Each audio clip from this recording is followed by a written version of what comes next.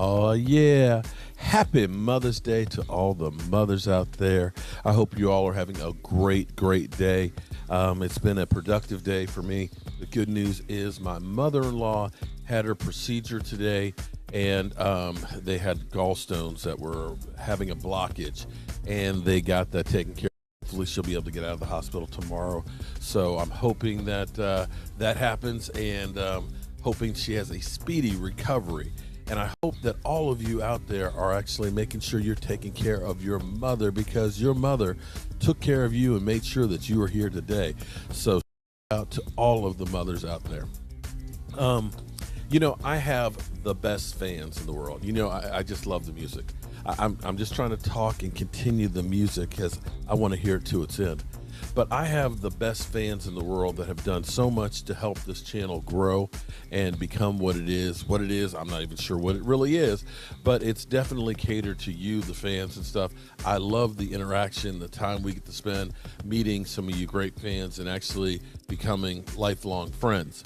One of the greatest, of course, you guys know about my Dallas Cowboys star chair here, which was donated by Joseph Heatherly. Joseph Heatherly has done so much to help us when we had our big tailgate at the draft 3 years ago. He actually donated a chair. This, we ended up doing a drawing and giving that away. So shout out to Joseph Heatherly. And he even got the Broke Ass Media pickup truck here for us because, of course, it's a classic. Unfortunately, it's not beat up like, of course, the Broke Ass Media is. But Joseph actually had a great idea, because I enjoy being able to spend time with you guys. We had Jet doing the chip challenge. Shout out to my man Jet, who is one mean smoker. Is such a big smoker. He took Big Red all the way to Dallas to pick up a smoke trailer. He meat like crazy, and he got this huge propane tank that they're going to be converting into like a major smoker. I'm not sure what they're going to use to be able to open up that top, but they're probably going to need to have some hydraulics or something or other in there. But he was here last night, ate not one but two chips, and sat here without drinking anything for an hour. I'm just like, you're tough. But then again, he used to ride bulls, so I guess that's the thing.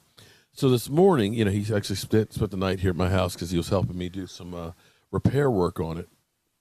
And he said it hit him about 3 o'clock in the morning. And he said he could feel it going side to side. I was like, yeah, that's that chip working its way through your small intestines that you never feel.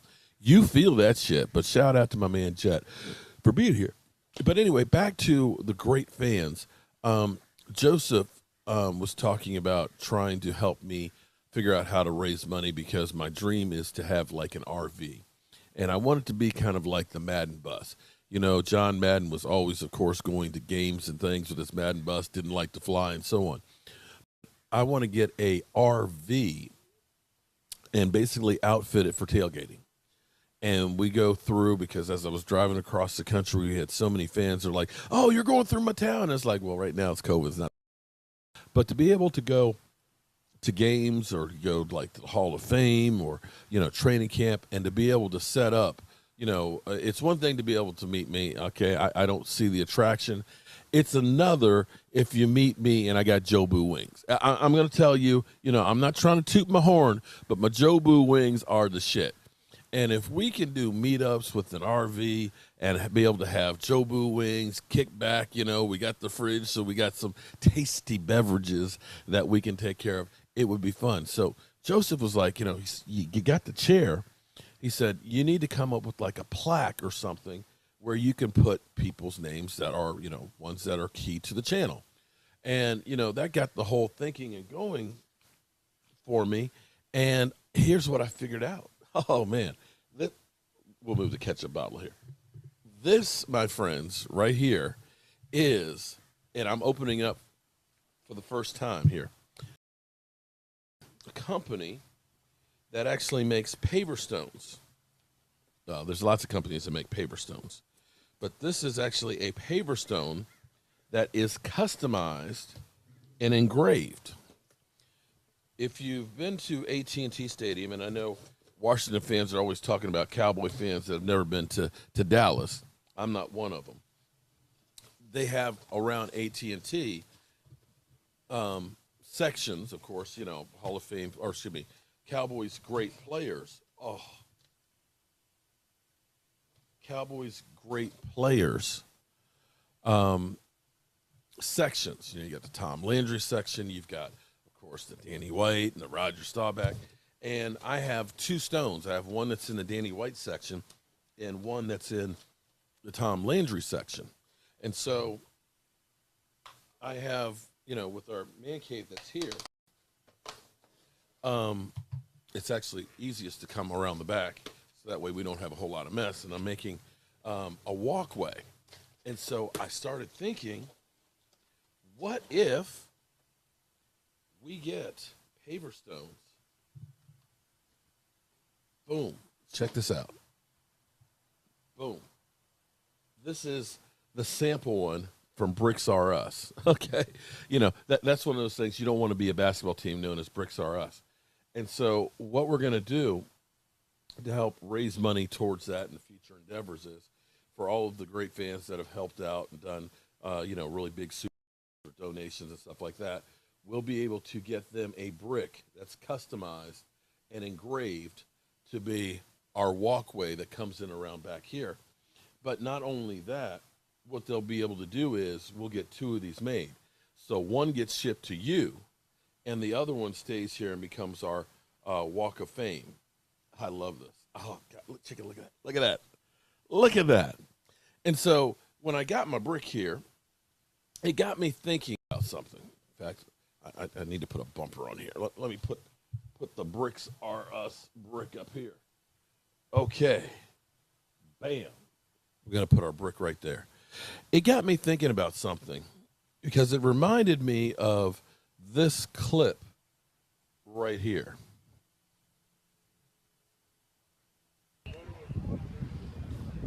This was 3 years ago in Oxnard. We had our wide receiver coach, Sanjay Lau, who had a drill where they literally carried 25-pound bricks. I kind of understand the concept of it because you're trying to get strong hands. I get that. You want to have great grips and stuff like that. Okay. But I'm not sure that worked because the Cowboys had more drops than anybody else. And it might be because maybe their hands were tired. I mean, I don't know. Is it conceivable? Because I know after a day of carrying bricks or doing a lot of heavy work, after a while your hand gets kind of numb and, your gripping capacity isn't real good. I'm not saying that was the reason, but that was Coach Sanjay Lau's thing. It was one of his things. Now, he was a very precise route running coach that he believed in making sure guys ran the routes precisely. In fact, the first week of practice that he had with the Cowboys wide receivers, they didn't catch any passes. He would have them literally run down the field, make their cut, stop, right wherever they were. If it's 1 foot on the ground, 2 feet on the ground, whatever. That way they can get used to getting the steps, which is great because you need precise routes. If you're doing timing routes, you need that guy to be the exact same spot that the quarterback thinks he's going to be to make that pass. Because the quarterback is throwing not to the guy, but to a point. So that makes sense. But the thing that seemed, we had more drops than anybody else. So that was kind of an issue there. I think back to Paul Alexander. Paul Alexander, who became our offensive line coach, who came from the Cincinnati Bengals. Paul Alexander's big thing that he looked for in offensive linemen was intelligence. And I'm not saying that intelligence is not a key component because you do need to understand. You need to be actually pretty smart. As contrary to popular belief about people think football players are just dummies, No, actually is a lot of thinking and stuff that is involved, especially on the offensive line. Defensive line, you don't have to be quite as bright because it's just kind of like, you don't have as many assignments as you do as an offensive lineman. But Paul Alexander famously said his biggest test for offensive linemen was the ketchup bottle test. And what he said was, if you take a football player, if they know to tap the ketchup bottle at the 57, that the ketchup comes out easy, as opposed to going like, if the guy does that, he's an idiot. But the thing that's crazy is you don't see ketchup bottles much anymore. They're pretty much plastic, and they're squeeze bottles. So you just kind of squeeze the bottle, and the ketchup comes out. He came in as our offensive line coach, and he changed what they were doing, and it wasn't a good fit. And this is, don't get me wrong, you must have great players to succeed, but coaching is an integral part of that. I often wonder, would Joe Montana be Joe Montana if he had an idiot for a head coach? We know Steve Young, who was with the Tampa Bay Buccaneers, they thought he was ass. They let him go. He goes to San Francisco, becomes a Hall of Famer. So coaching does make a difference. People have been very critical of Dan Quinn, and I wanted to go through and look at the numbers on it, because this is where you wonder, excuse me, how much of a difference coaching does make. Excuse me. Forgive me, my mouth got a little bit dry there. Hopefully I get this together. I think what it is my voice is saying, you talked enough. It's time to end this shit, okay? Just try and end it. But I wanted to look back at Dan Quinn, because a lot of people will say, Dan Quinn, yeah, they got to the Super Bowl, but they choked it. His defense was ass and everything else. He's not that good of a coach. And I do say there's a difference between being a coordinator versus being a head coach. But be that as it may, I just want to go through and see, is coaching more important than what we think? Because as I look at Dan Quinn, who in 2013, he was the offensive coordinator, they were first scoring defense, first in yardage. You can't do any better than that. You just can't. 2014, his second year, they were first in points, first in yardage, and 20th in takeaways. And, of course, winning the Super Bowl. And he left to go to Atlanta.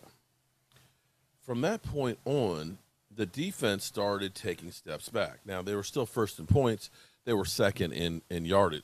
First in yardage, second in points, 16 in takeaways. The next year, they were 3, 5, and 22. The following year, 13, 11, and 9.